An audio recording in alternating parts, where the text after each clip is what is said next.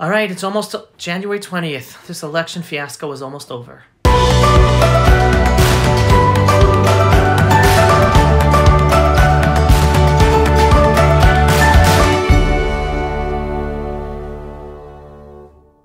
As censorship on social media is growing, the best way to stay connected and support our video work is by signing up for our newsletter at www.thepulseofisrael.com.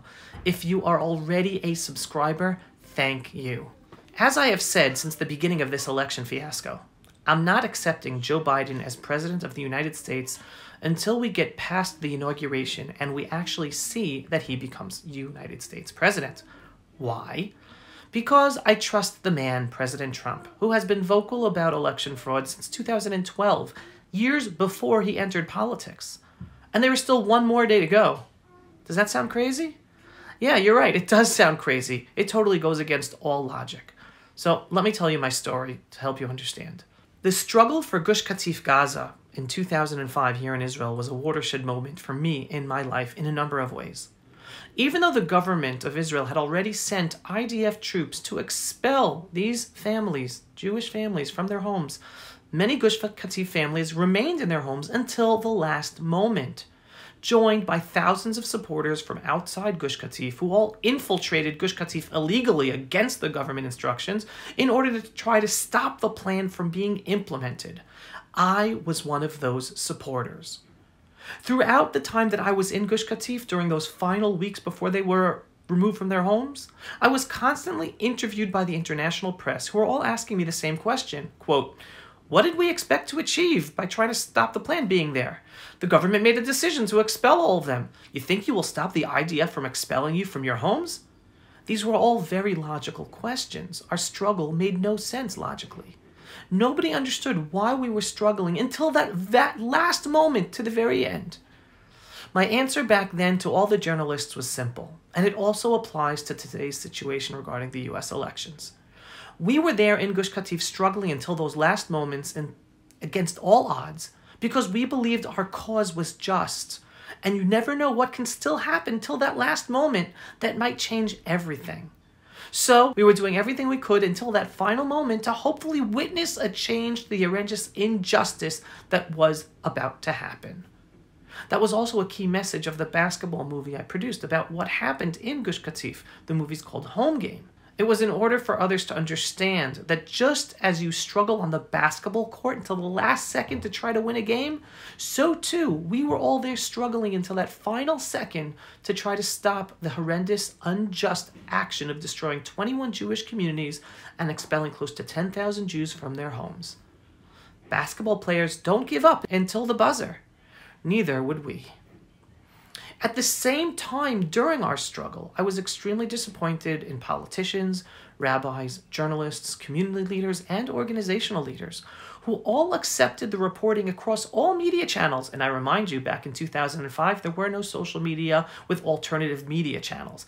We only had the establishment media. So the whole media establishment was giving the narrative that those of us who were protesting against the Gaza disengagement plan were the enemies of peace. It was a massive delegitimization campaign of a whole public that was extremely dividing. Now let's fast forward to today and the US elections. Once again, we are witnessing a massive delegitimization campaign against all conservatives and Trump supporters, even leading to a growing and dangerous narrative that his supporters are all potential domestic terrorists. This recent Time magazine article. At the same time, I and many others have not given up protesting the injustice of alleged voter fraud in the 2020 elections that have yet to have evidence presented properly in a court of law. So that is why I'm still standing up for what I believe to be justice, even up until the last second before inauguration, even though it seems crazy. Some people have asked me, what's the plan that I had referred to in a post a few weeks ago? Honestly, I don't know of any plan.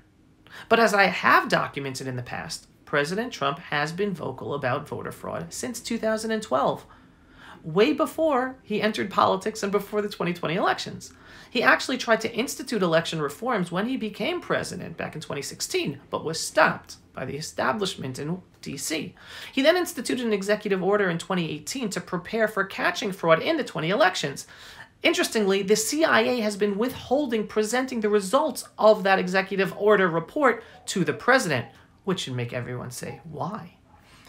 So based on all this, my assumption is that he has a plan. He knows he has been up against powerful powers and that it wouldn't be easy to overcome. I don't know what the plan is, not a clue. But I do believe he entered the elections. I do believe he did not enter the elections without a plan, knowing the challenges he would have to overcome. Now, his first step actually was to use the justice system to try to get to the truth about the elections, but the courts never allowed for the evidence to be presented properly. His next step was going to the Supreme Court, which also did not allow for the case to be presented. Then he followed the Constitution to have state legislatures potentially overturn their electoral votes, since mail-in ballot laws were passed illegally, were changed illegally in some states. But that constitutional procedure was stopped because of the fiasco on January 6th at the Capitol building. Again, as I've said before, the biggest victim of the January 6th event at the Capitol was President Trump himself, since it stopped his final chance of presenting electoral fraud evidence to try to overturn the election results. Other people had an interest in stopping that process, but not President Trump. Hence, that's big hole number one in the narrative that it was a Trump-led insurrection on the Capitol. Now, all those steps are over.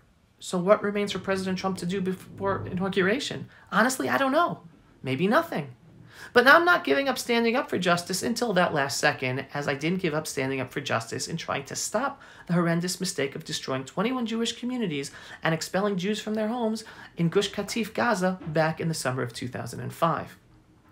And no, just as I don't believe the decades-long anti-Israel narrative in the establishment media, which today has launched a global blood libel against Israel for not providing vaccinations to the Arabs under Palestinian Authority and Hamas rule, so too I don't believe 4 years of the media smears against President Trump being a racist, anti-Semite Hitler.